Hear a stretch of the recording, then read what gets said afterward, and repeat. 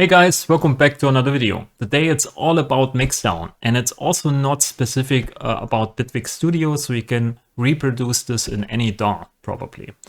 And it's about my workflow of how I mix down my dance floor tunes.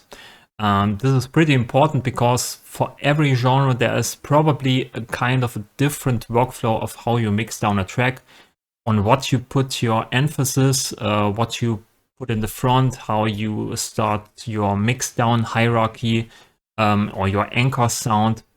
For drum bass, for me, it's probably the kick drum. For a lot of other dance floor tunes too. So it all depends on what kind of genre you do. But generally, there are some tips in there, here and there, that are important for a lot of mix down situations, I think, and how I found my solution for them, basically. It's also not heavy on the VST part or plugin part, because I'm a simple man. I like simple solutions for all kinds of stuff. So I hope it's straightforward and easy to understand for everyone. For you, if you have questions, then you can ask me anytime in the comments below, of course. And if you have some critique on this, because you know, everyone does its thing differently, then of course I'm open for that too. So it's a pretty long video, so stick with me. If you make it through the video, I promise you there's a lot of small hints and tips and tricks in there you can use in your daily workflow for mixing down audio.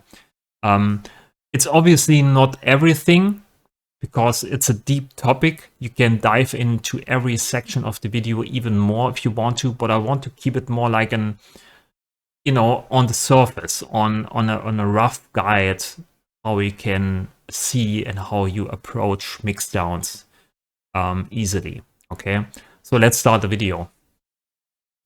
Okay, we start this whole tutorial from the scratch. This means I have no track ready, because most of the times the mixing process starts with my tracks already in the creation process. And this is the important part, I think, about mixing and mastering and making songs, that you know that everything influences everything. So there are no separate processes or things that completely are working apart from each other. So mixing is basically influences how the song sounds, how the song sounds influences how loud you get your track, and so on. Until down to the single sounds, what kind of kick drum you choose, what kind of snare drum you choose, everything influences everything in some kind of way. And so for me, mixing and mastering always starts with the creation process and doesn't stop with mastering. So for instance, let's call here XO, which gets us some samples, or is a drum sampler. And I really like to use this. You already know this probably. So we need some kick drums, or at least one kick drum here. Something like this.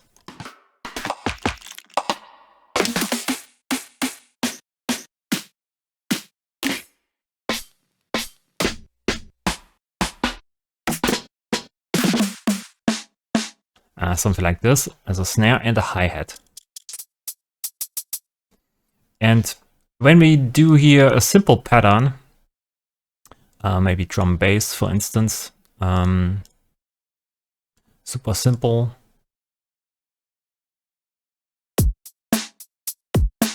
Let's go to 170 BPM here. Maybe I choose a different snare. Like this. Okay, so when we put here some kind of analyzer on it, and maybe I take an oscilloscope too, and let this run, but you can see just this drum loop fills up the whole frequency spectrum, right? So how loud the snare is, how loud the hi-hats are, and the kick drum is, defines what kind of overall frequency balance you have in your mixdown. Because probably with drum and bass, the drums are the main, or the yeah, the main part of your song, but which sticks out a lot. And when you start with drums first, then how you mix the drums defines how well your whole song or whole track sounds or is balanced in the end. And it also defines how loud you can push your mix. In terms of, for instance, the recent years of drum bass are featuring heavily super short transients or super short drum sounds.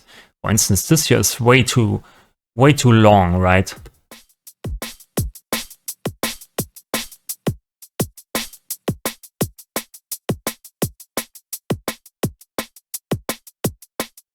So this is much better. This is more like a recent drum bass tune where you have super short drum sounds and you only barely hear the transients, or you can only hear the transients of the sounds itself. And this is because in the end we want to drive this all the way into a limiter, into a clipper, and we have maybe a bass sound or a mid-range bass sound that fills up the rest of the song, and we don't have too much room for the tails of the heads and the snare and the kick and so on. But you can fake this, or you can fake that these sounds are much longer with white noise on top or something like this, or reverb and so on. So when you remember what I first told you, that everything influences everything, how long these samples are, or how long the decay times are of these samples define how much you can push this into a limiter or clipper later on. Also, this changes from genre to genre. If you have a melodic house track or dubstep tune or a slower song, hip-hop song and so on, you basically have different speeds here of BPMs. For instance, for drum bass we have 170, so the drums are much closer together, right? All these hits are closer together. And when you make a hip-hop song, for instance, 80 BPM or 85, there's much more room between these hits, right? So you can have longer tails, which sounds much better because you want to fill the space in between those hits in some kind of way. So you have much more room to play with. So the BPM basically defines how long you can make these tail sounds. It also defines how loud or how much you can push the drums into the clipper in the end. And it defines also how loud your song will be, how easy it is to mix down a song, and so on. So there is a lot of things that influence each other all the time. It's not separate, right? Let's bring it back to this.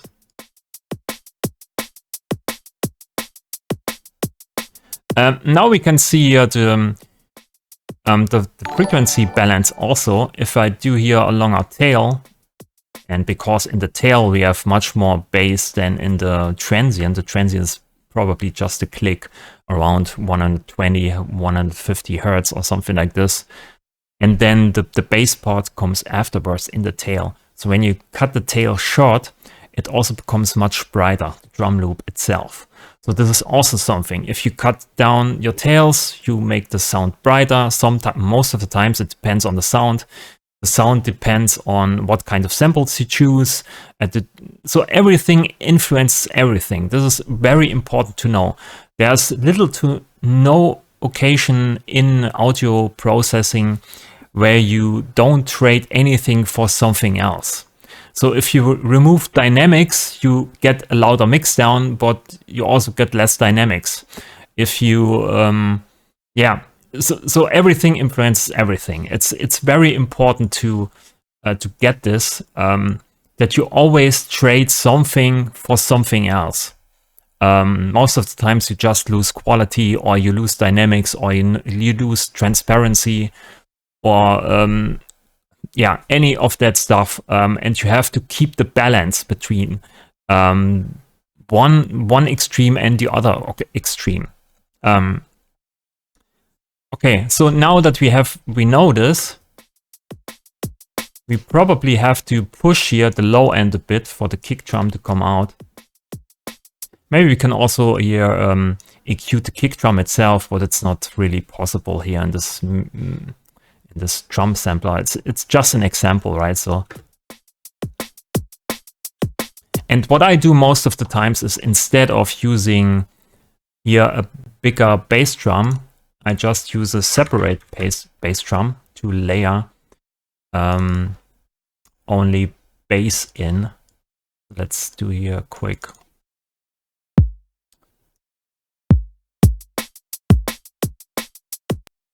Now that I have here a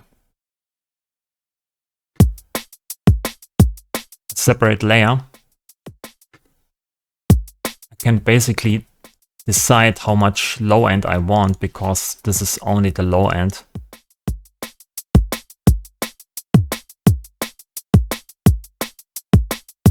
And then I know I can remove here the low end from this kick drum. I only want to have the top end of this kick drum to get a bit more, yeah, maybe I choose here a real drum kick with a lot of room in it. So I can, yeah, take the room and just use a synthetic drum beneath it to get the bass.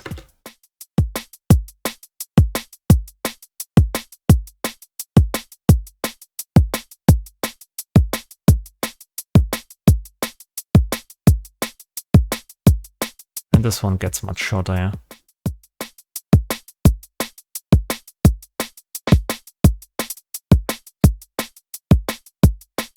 Okay, so now we can put this here into a group, and I call this drums. And this is also something that's super nice in Bitwig. You can probably just take groups in other DAWs that you combine these little things and compress them or distort them together, and then they are kind of glued together. You don't need to use a compressor at all for this. Sometimes it's just nice to to process the sounds together, and so they have the same texture on top, and then they kind of blend well together, right? And so now we have here the kick, which is synthetic, and just a bass kick, short bass kick, and then we have here the texture layer on top.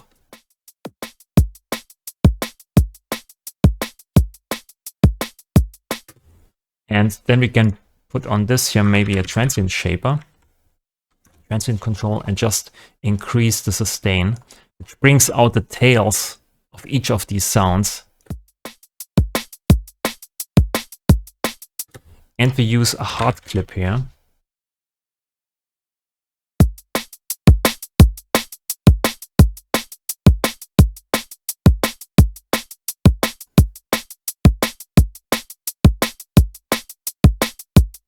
So now we are peaking here at 0 dB. And what I basically do with the clipper here is I'm reducing the dynamics.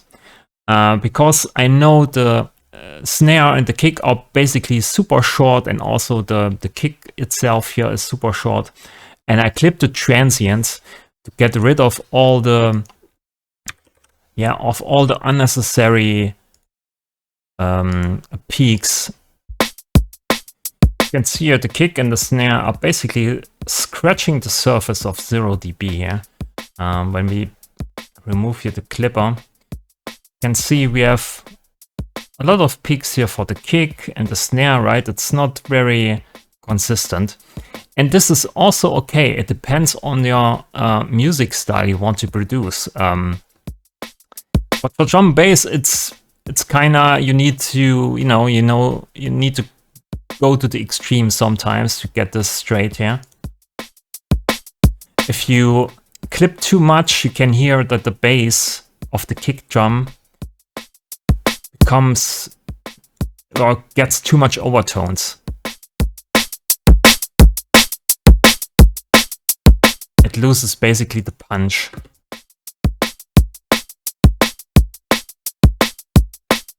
So you need to be aware of that. So too much clipping on a kick drum is, in my opinion, bad. I usually tend to use a limiter on the kick drum itself. But sometimes the clip is just okay on the drum loop itself. So what we are doing basically is using the transient control here to glue the sounds a bit together here, to bring out the sustain, so everything in between, basically the tails, everything that happens after the transients here is going up. And then we have basically a frequency balance here, which I don't do with the EQ. You can do this with the EQ, but I do it basically here in the mix. I decide how loud I want to have the snare and the kick and the hi-hat. I define basically my frequency balance for the low end and the mids here and the high end. But you can also go into this with the EQ. So you can do this way. Or what I usually also do is using ozone 8. And you can use the match EQ here against pink noise. So you just analyze your kick drum here, or your drum loop. Then you can hit stop. Then you want to say here, I want to compare it to pink noise. Activate this, and then you can dial in here basically the frequency balance. I think most of the times 10% are completely fine. Also, when you do this multiple times or multiple groups, then at the end you get a pretty bright mix. So, a quick recap.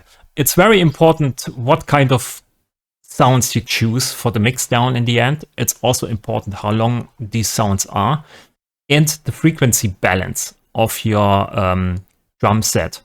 You can also balance, of course, kick drum and snare, but most of the times it's just enough if you balance the kick drum or the loudness of the kick drum, loudness of the snare and the hi-hat.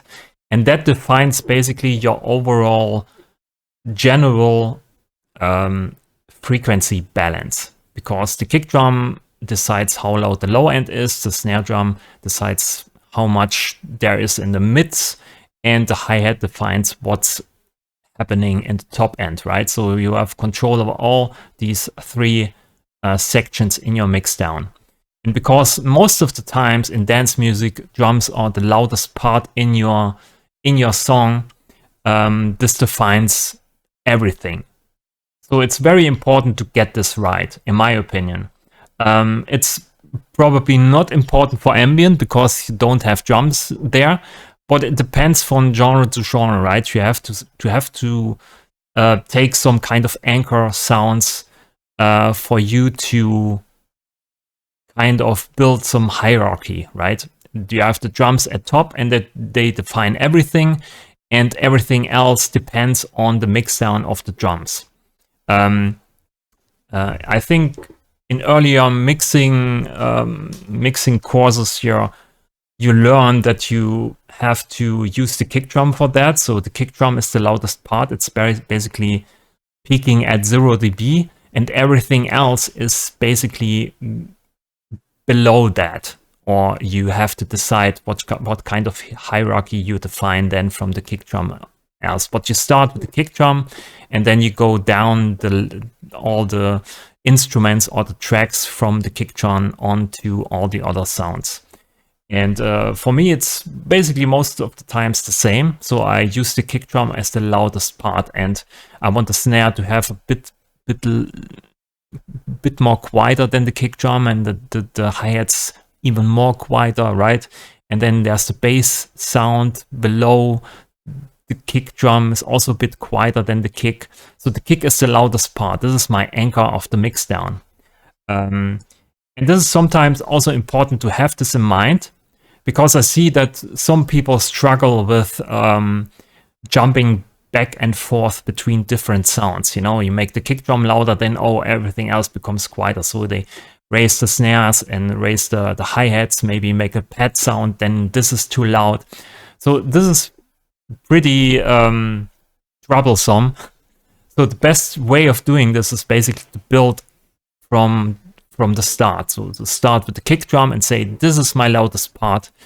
Then comes the snare, then comes the hi-hats, and then comes the bass. So build kind of a hierarchy and step down from the top to the bottom and mix everything well together. So this is the anchor point. So we defined basically here our spectrum, frequency spectrum balance with the kick snare and the hi-hats. We mixed everything into a group together with the transient control for some kind of gluing. Then we have the ozone 8 to balance everything again a bit, to have some kind of pink noise curve-ish. It doesn't need to be exactly pink noise. It's just a guide, basically, to get you in the same ballpark, basically, to don't drift too much apart from a nice frequency balance. And then I use a hard clip here to cut everything out I don't need, I don't want. And the hard clip also sounds pretty nice on drums, on percussion sounds. It gets you this nice clicky, punchy feel. It brings out the transients even more. And this is everything, of course, style and genre dependent. Like I said all the time, it's not, you know, if you make melodic house, then you probably don't use a hard clip at all.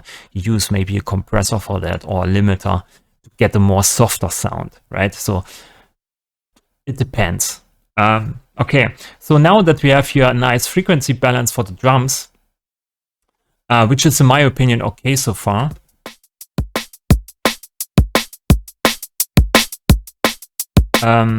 We can move on to other tracks. Maybe we create some kind of bass sound. Maybe do this here a bit longer. We do some kind of bass sound, and the bass is also an important part because it plays probably all the time or the most of the times in your track, and it takes up basically the low end below the kick drum, and that's why you always go for deeper notes here. Even here, boring pattern. Something like this. And the bass has different problematic parts, of course. Maybe put in here a limiter. I put it here into the FX group. Let's bring it up to 0 dB also, yeah. So it's basically peaking at 0 dB, exactly like the drums, but it sounds much louder. And the reason for that is because the sound itself is longer. It has a longer tail. The snare and the kick are basically super short, so it sounds like it's quieter, but it's not. Technically, it's exactly the same. No, not loudness, how it's called. It's the same peak volume. If you put this here in a group, and we call this, or I call this most of the times, drum and bass group, and I put here not an oscilloscope, a spectrum analyzer on that. You can see here the bass is playing all the time, right?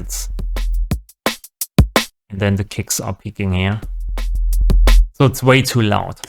So most of the times for me, the best in drum bass loudness for bass is -3 dB or -4 dB. And now I have exactly peaking -4 dB because I used the peak limiter here to get this up to 0. So the output of phase 4 is exactly 0 dB, right? And when I put in here -4 dB, the output of this phase 4 now is exactly -4 dB. -4.3 dB. So this is really okay for me. And I think I have to bring up the drums a bit more, yeah.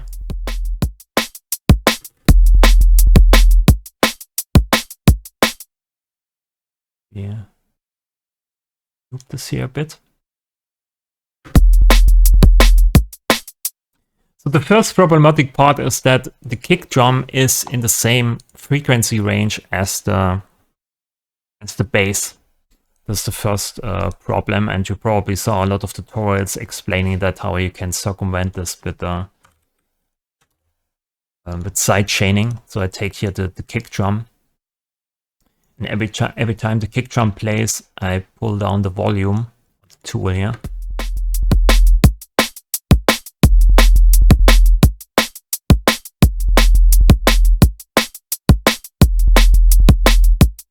And it's pretty much an yeah, a standard procedure to do this in all kinds of genres. You have this also in house and techno a lot, probably, just to get the frequencies of the bass out of the way when the kick drum comes in and, you know, wants to hit the dance floor.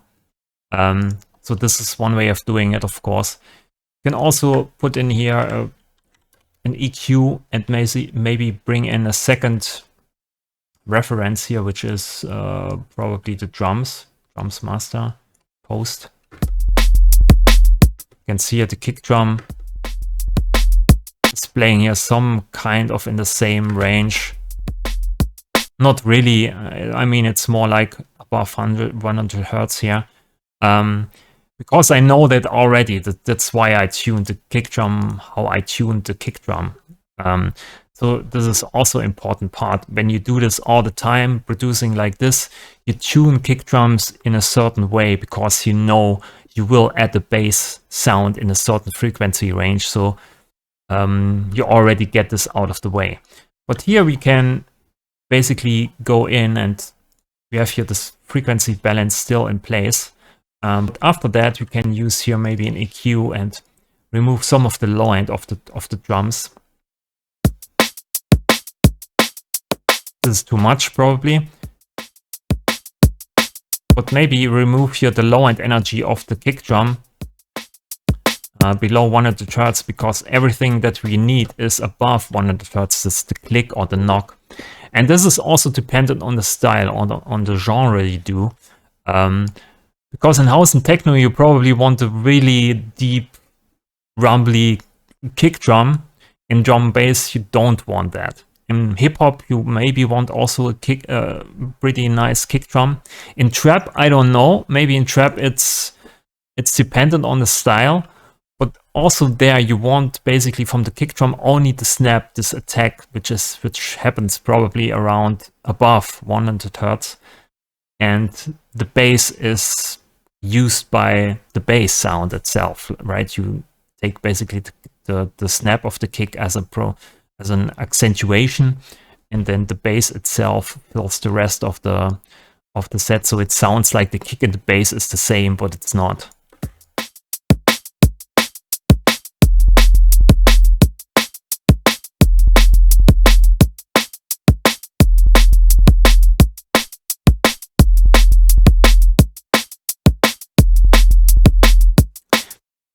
Also, you don't need to be that precise with cutting frequencies. Overlapping of frequencies is generally also good because they glue the sounds together. You want to have in a song, in the end, sounds that working together, and you get sounds working together in the that you basically overlap the frequencies also. So I see a lot of people that, or not a lot of people, but sometimes I see tutorials where people basically cut out everything super precisely. And in my opinion, this is not good. It sounds too clean and it makes more problems than that you want to have. But in the end, you want to glue everything together, right? So people basically start to EQ low cuts or do a lot of low cuts here and there, high cuts, make everything super clean and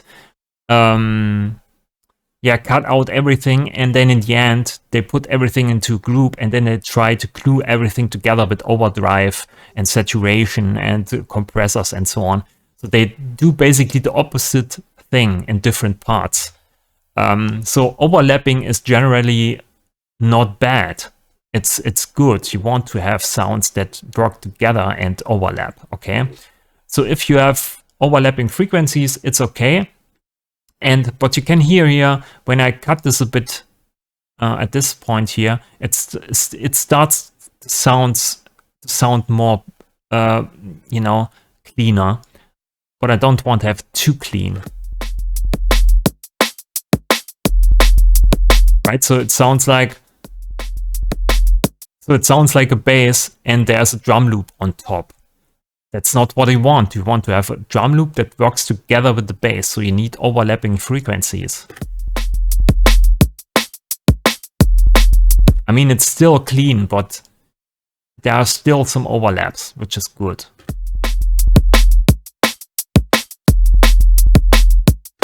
The next problem is the bass itself, it's just a sine wave. In this, I know here it says saw, but if you have the shape at 0, it's a sine wave. It's super round, it's super clean, there are no overtones at all. It's just one frequency basically at 0. So in drum bass, you usually then take overdrive or saturation to bring in the harmonics. I can clip this here also.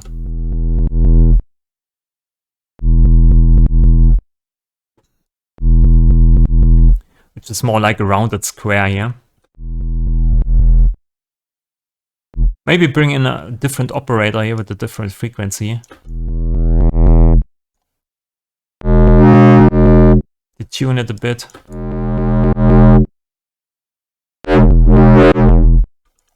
Maybe we bring in here some LFOs.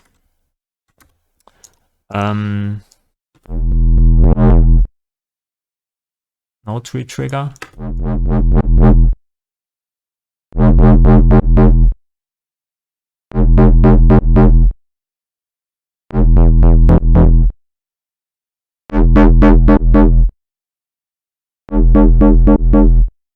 So again, it's all about finding the balance between too much distortion and too less. But now we get overtones, which means you can see here, instead of just one frequency here, which is the sine wave, we get all these harmonics here, overtones, which fill up the rest of the spectrum. So the benefit of this is that when you hear it on a speaker, on a laptop speaker, on a headphones and so on, where you don't have all these lower frequencies here, you can still hear that there is a bass sound somewhere beneath that, and the brain basically fills in the part that you don't hear, because you hear all the overtone harmonics instead of, you know, having maybe this here. Right, you can't hear this. So this is the benefit of the mid-range sounds. And you don't need to overdo this like I do here in drum bass, where you have these big fat mid-range bass sounds. In other genres, you can do this too slightly. So just adding a bit of saturation to bring in out some overtone harmonics. Right, like this. Just a touch, not too much. But in drum bass, we obviously have these big fat overtones.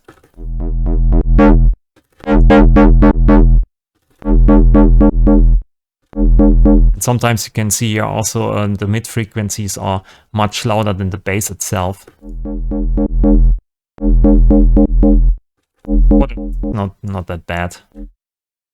You can also bring in here, if you want to fill up the harmonics over here, right? Just, yes, it's a bit empty. If you want to have a drum bass tune where you only have drums and bass, you can fill out the spectrum even more. If you plan to add some pad sounds or melody sounds, then you probably want to remove here some of the frequencies. And this is also, again, something, everything influences everything. It depends on what kind of song or tune you make. If you want to have more like a dubby tune, then you probably don't need overtone harmonics at all, because there is so much stuff going on, chords, steps, delays, and so on, that fill out everything in your song in this area here. So you don't need to do that many overdrive things here to the bass. So basically this influences also the mixdown then in the end. And yes, I think about this all the time when I'm doing music. So I think like, oh, I have nothing going on here. What can I put there, right? So maybe I overdrive the bass and take the mid-range sounds for that. Maybe I put a pad sound in there, or maybe a melody or some percussion loops or something like this. So I always think in frequency balance all the time and think, what can I put at this position, at this position? I cut here the drums early because I know I want to add the bass later on. So I think about this all the time. And when you think about this all the time, then it gets better in the end with the mixdown because you already thought about everything. But it takes time to yeah, get used to it. Okay, so now we have a bass here. Obviously the limiter's working too much. I just want to hit here the 0 dB line.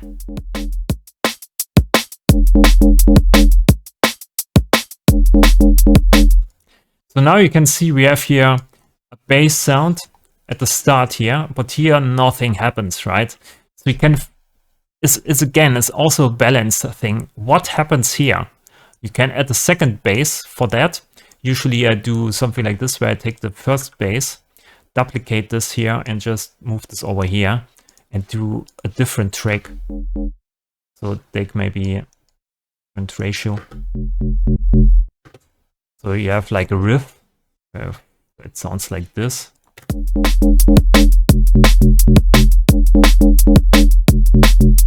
Maybe you can also change the rhythm of this.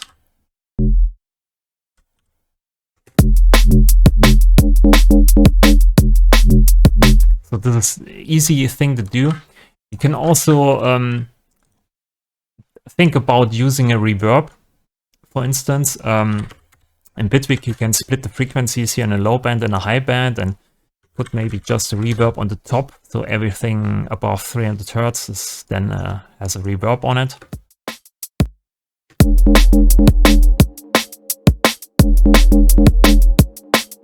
And then the reverb tail fills in this part a bit, right? So you glue these this loop a bit together, so it's not like here something happens, here's completely empty, right? It's maybe too abrupt.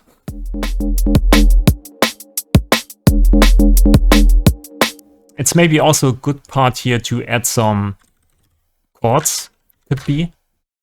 Where you add here some, we're on E here. So some kind of chordy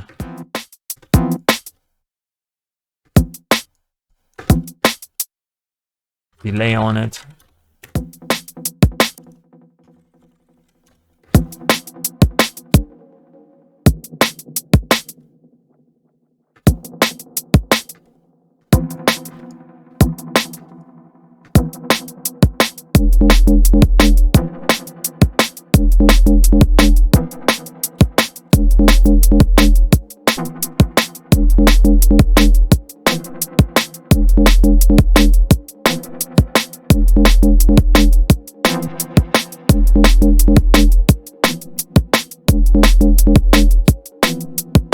So it all depends on what kind of style you want to do, what kind of sound you want to achieve, how loud you want to have everything. You have to decide at every corner, and every decision you do is a trade-off for something else. And when you realize that, then you can make your life easier by thinking about everything 20 times, or just make a decision and call it a day. And that's what I usually do all the time. I just do it, and then have something, and if I don't like it, then I discard it and make something new. Instead of, you know, changing everything 20 times, which leads to nothing, only frustration.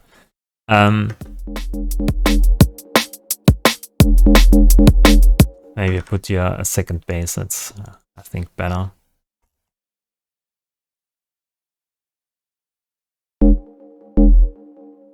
Maybe a slow moving bass here.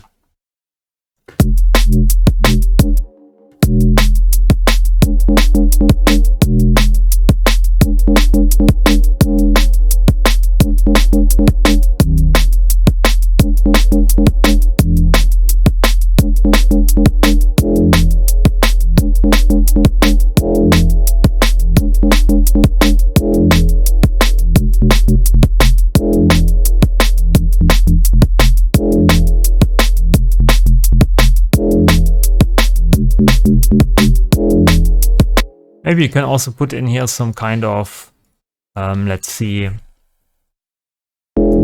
Pitch bend.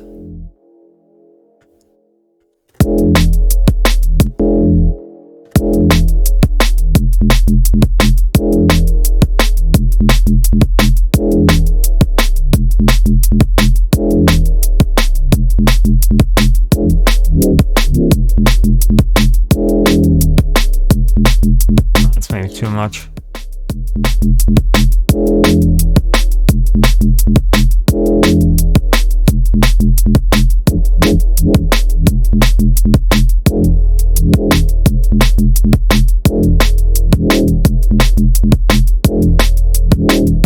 That's also something I like to do, is having here the LFO in the free mode. I don't use these grid-based or synchronized modes here for bass lines. I really like to dial in this here completely freely, because you can feel the groove and dial in maybe a more sloppy modulation to the bass. I have the note retrigger on, so every time the note triggers here, I start in the same position at the LFO, but then I have here everything completely freely, dialed in a bit of phase offset here. And yeah, I really like to do this actually. Maybe you can use your step mod, so every sound has a bit of a different sound to it.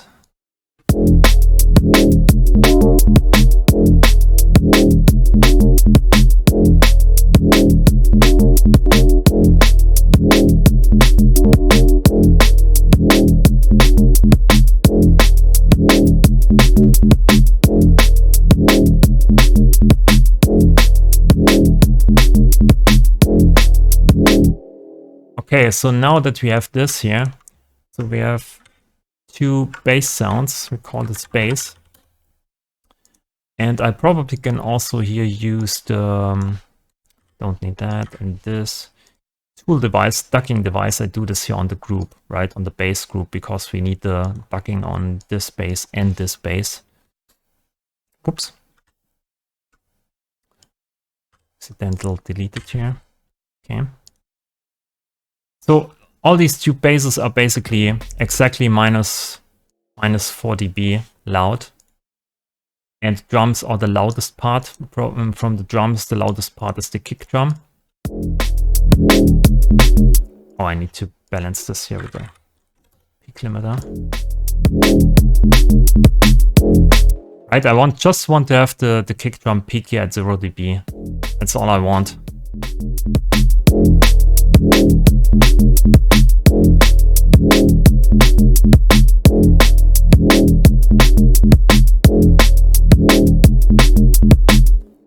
Okay, maybe it's time for a small change, because it gets boring over time.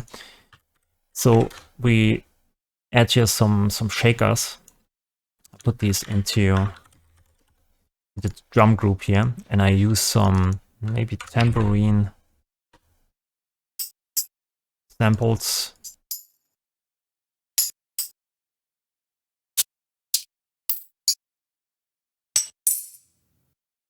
Let's see, that should be enough. And I also use here a clip for that. Can make this clip pretty short. And I go here. Dial this in. Right, something like this. And I dial in here velocity a bit lower here. This one is the offset tambourine, with the loudest one.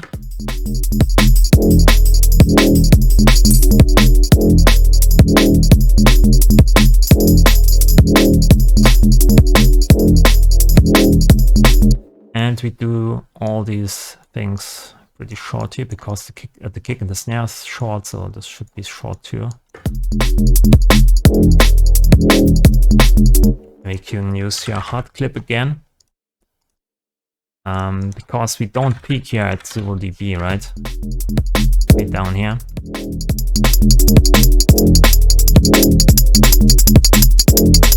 Then we can bring this down.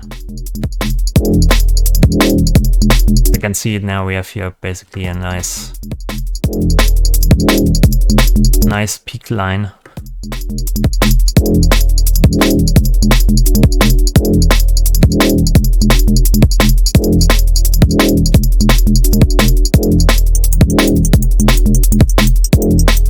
And also would be nice here to bring in the groove, so a bit of shuffle, maybe 15%.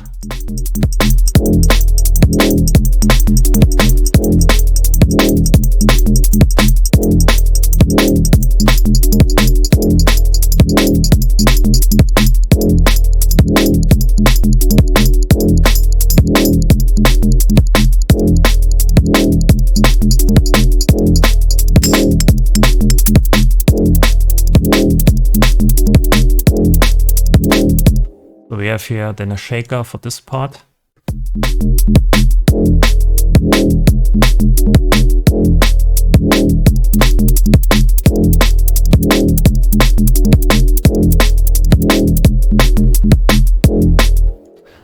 Maybe you can do also here some kind of rights.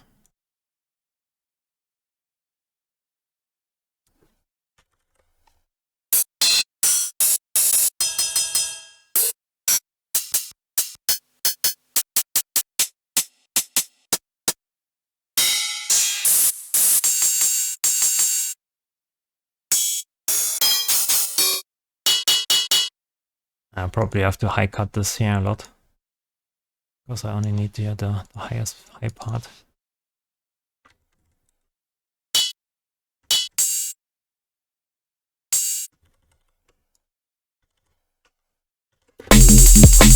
Ah, that's too fast.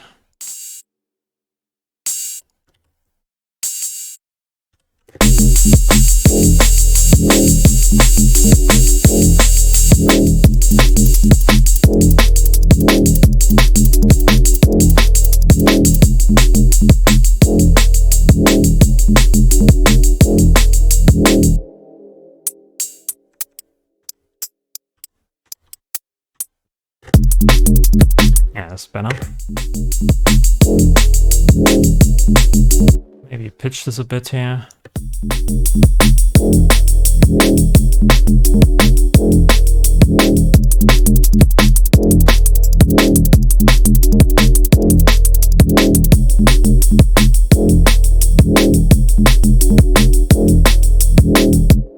So we can also think about putting a layer here on the snare with the clap sound.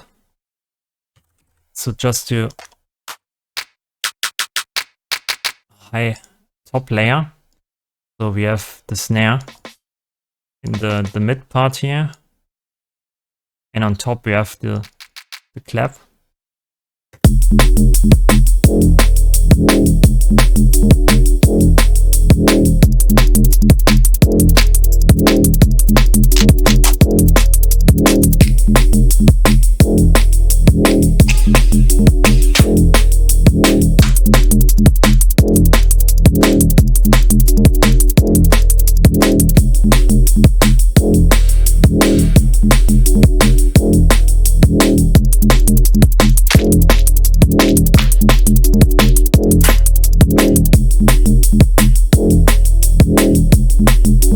You know, to get some quality to the cymbal snare sound. So again here, we divided basically the snare into two parts, in the clap part and the main snare part. So we mix this together to make, through layering, the sound a bit more interesting.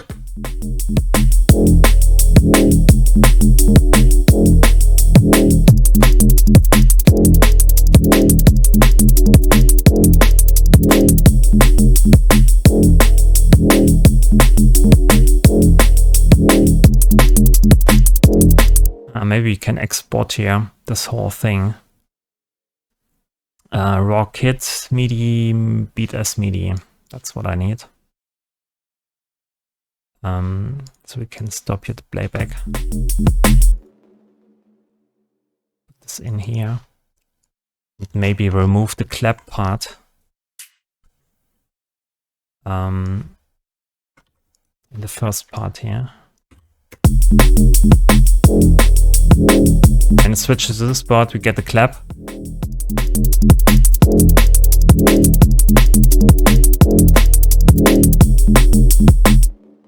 Maybe do a different clap in the first part. We just here clap.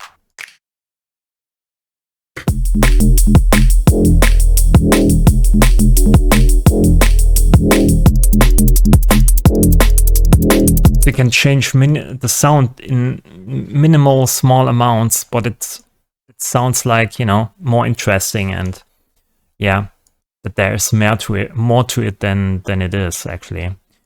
Okay, back to mixdown. So we have bass at -0. We have a sidechain here, so the bass goes away when the kick drum comes in. But we have now here this drum bass thing, right? And I usually do this when I have more in a drum bass song than just bass and drums. So for instance, a pad sound, right? We have here maybe a polysynth that plays some kind of pad sound. So I just do this here. Maybe it sounds maybe not good, but just for an example.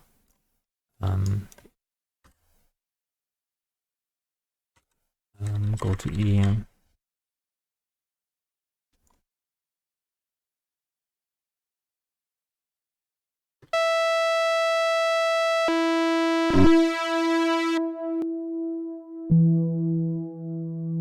The reverb on it.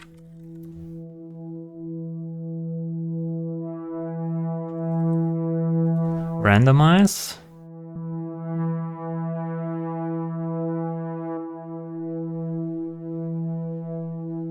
Octave lower.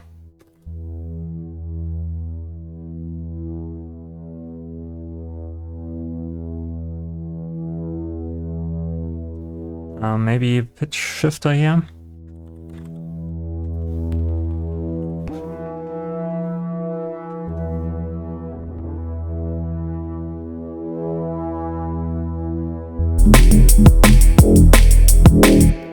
So I put this here in a group and call this just, you know, music. And this helps me to further process the song a bit better in terms of mixdown, because now I have submixes, and drum and bass here is the main dance drum bass part. And this one gets treated roughly with distortion and limiters, hard clipping, and so on. And this one here I want to keep as dynamic as possible. Because there's melody in it, there's a pad sound in with slow modulation, and maybe there's a piano part in there. Not sure about that yet, but maybe I just put it in here. Let's take some piano sample. And the piano also is pretty hefty in terms of frequencies. And if you cut the piano too much, it sounds pretty shit.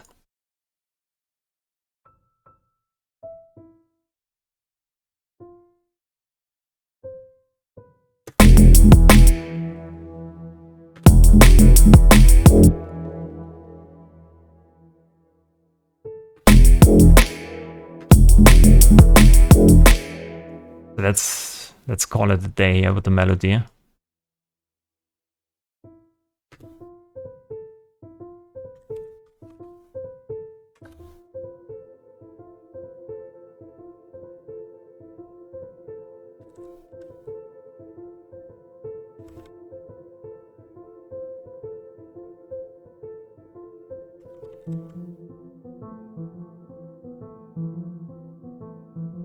So I can use a peak limiter here, and I don't limit, even though I have a peak limiter on that, and I put peak limiters on everything. It's not for me to limit a lot. It's just to bring up the volume and see what's going on here in this graph, right? So I don't want to limit at all most of the times.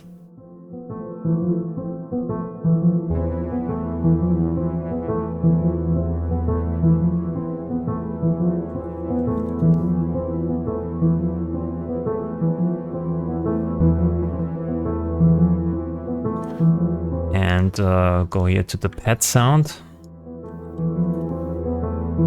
So we need to remove here a bit of the piano part, right? So and I use here music, contact. You can see the pad and the piano is basically in the same range.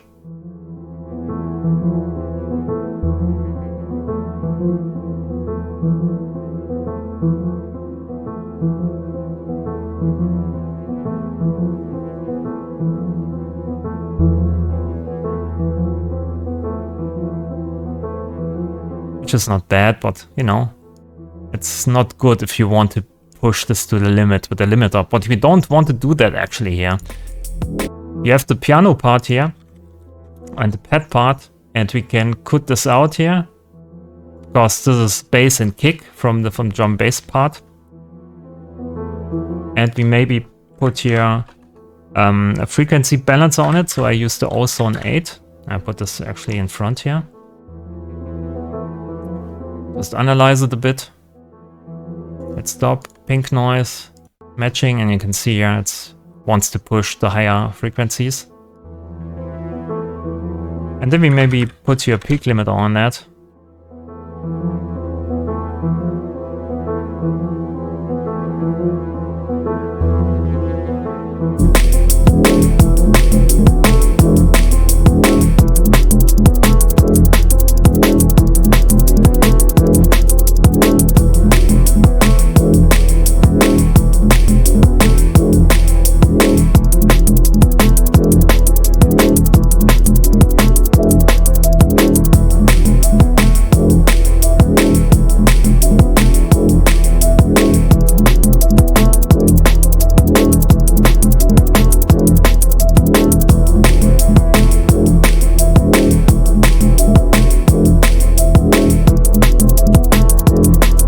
The second part here,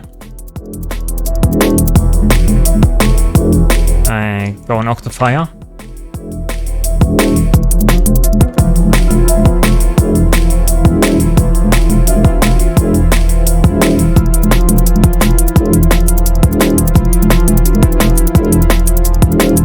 Maybe too loud. So this is basically the creative mixing part here where I decide if I want to have pads louder or quieter, right? And it's not really important for the technical part. It's more like a creative part. So how I want my song to sound, right? What's important for my song? Do I want to have the pads more in the foreground or more in the background?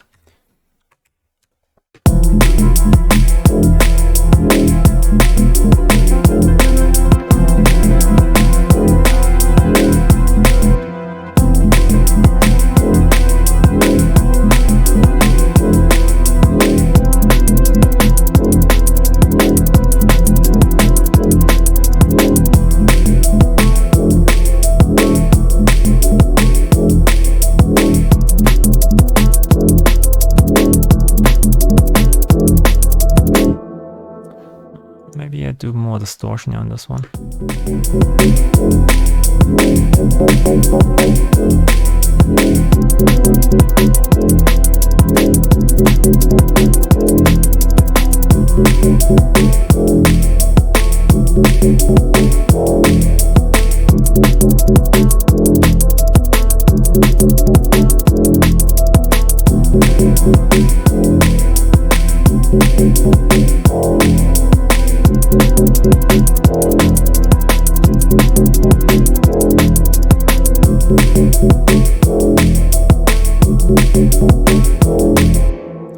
So the drum bass part here we can treat roughly like I said.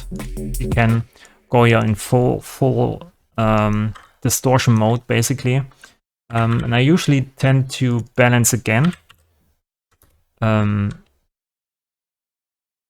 I've basically mixed the bass and the drums together. The drums are mixed here with the ozone 8. The bass itself doesn't have too much overtones, so we don't need to balance that too much. But drum and bass part here we can balance, so just capture here.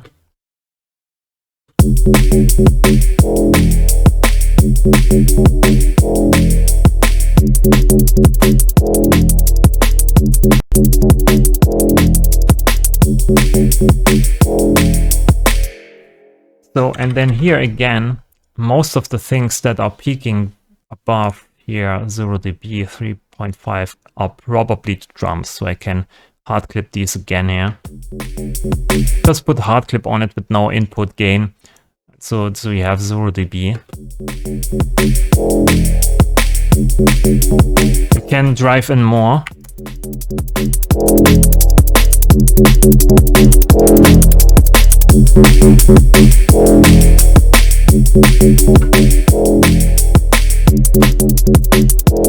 It depends on what kind of sound you are want to achieve. Whoops. So we balanced and then we remove dynamics again here. And then we put the drum bass group and the music group together. And this is our all group. And here I usually tend to do the same. So like balancing and cutting. And this is the master group basically, but this master group changes from time to time for me. Also from song to song sometimes. At the moment I use a lot the newfangled Elevate thing here as a mastering tool. Because it also balances the frequency pretty well and has a limiter in it, the limiter stage and the transient shaper stage, and you can easily just increase here the limiter and get a nice balanced sound.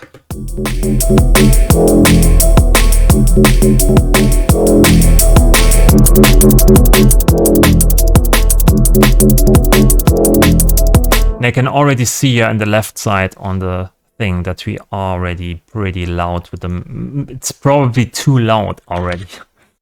So it's not hard to get a loud mix down, in my opinion, if you start from the ground up with all your instruments or make the right selections for kick drum, snare and so on, balance the drums evenly, nicely out, mix the drums and the bass well together, and then bring in your musical parts, pad sounds, keys, and so on, FX sounds.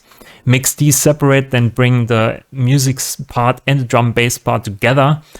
And then on the mastering bus, you don't need to do that much anymore because you have already the loudness here in the drum bass part. And the music part here is transparent as fuck, or how much you want to have it.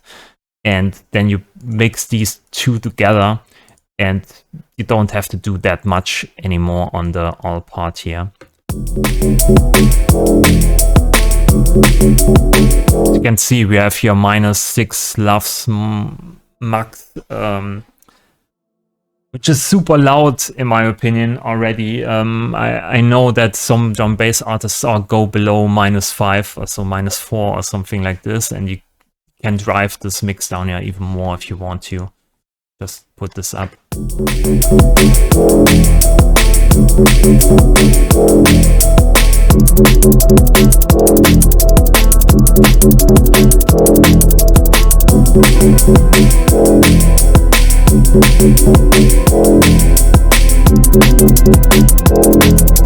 Maybe you notice that some of these sounds are getting too thrashed in the end. When you put this up here, we are now at -3.9 LUFS, which is, yeah, too much. But you can hear that sometimes the kick or the snare gets too thrashed, right? The transients are cut too much or clipped too much. So I tend to go then into the tracks here and say,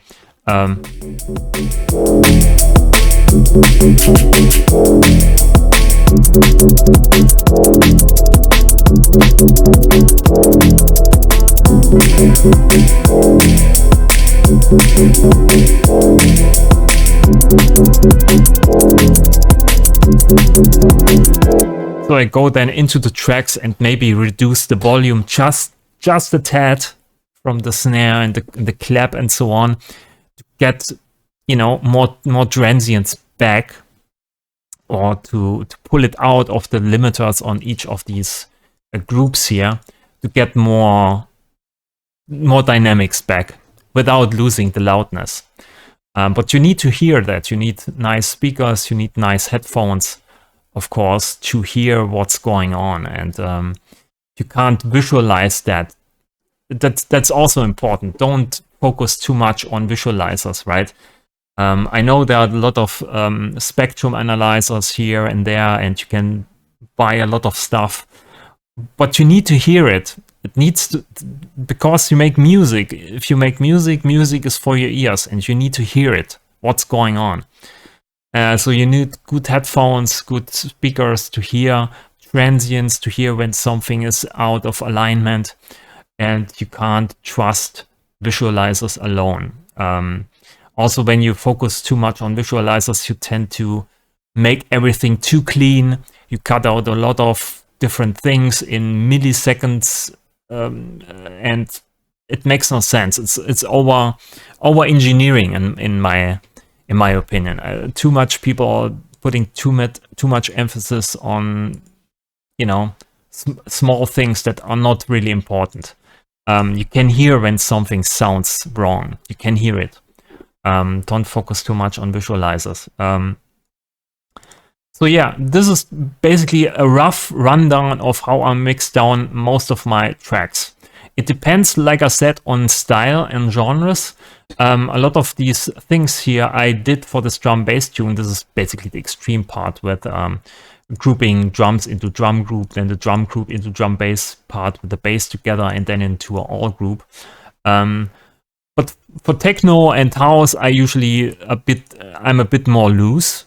And it could be that I have in techno or house maybe the kick drum alone here in the all part, and then I have a music or kind of a mixed group here where I have let's say a sidechain on that, and the kick drum is basically unprocessed and pretty raw from my external analog synth or something. Like I don't want to process it too much at all. I want to keep it raw.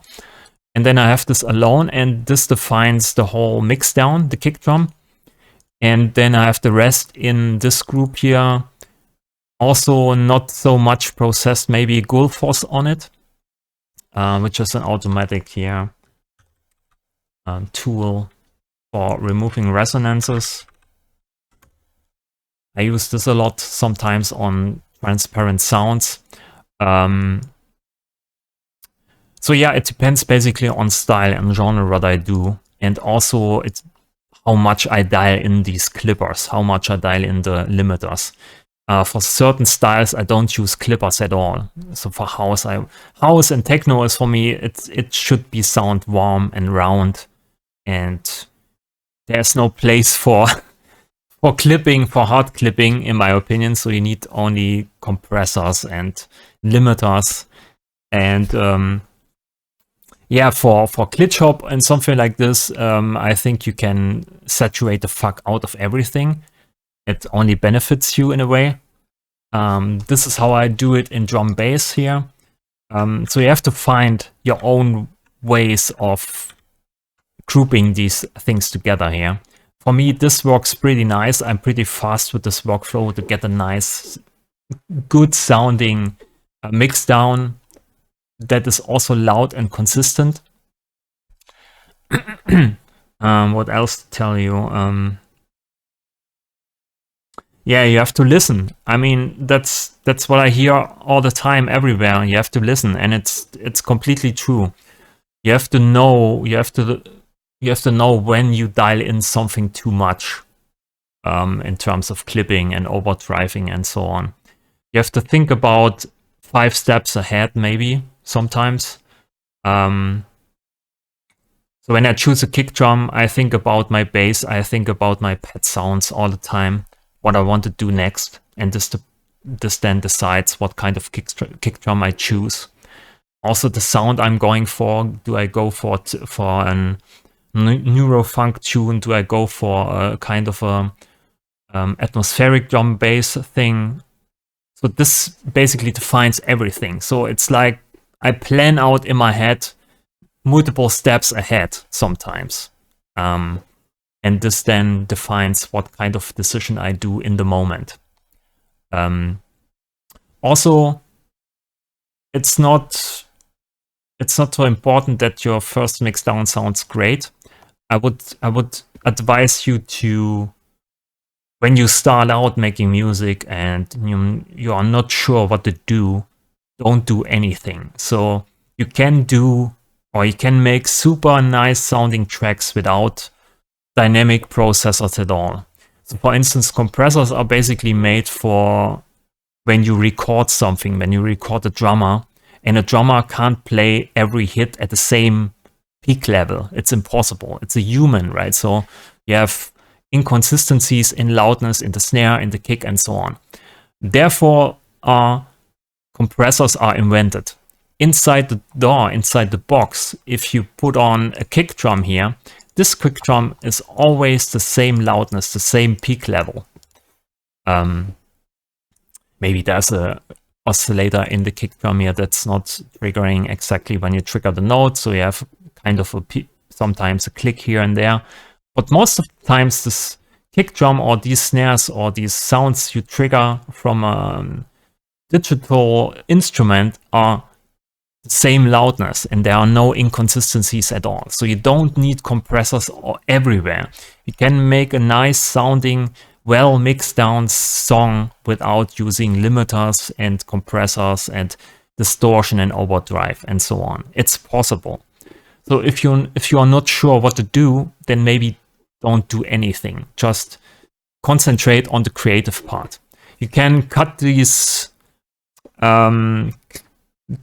transients anytime later on. So it's most of the times you do more damage with not knowing what to do and then putting a lot of things on it, and you confuse yourself also with the mix down because you don't know what happens at which point, right? So maybe you dial in a compressor and it puts too much emphasis on the snare drum, then you pull down the snare drum and then the kick pushes out too much because your compressor setting is too extreme.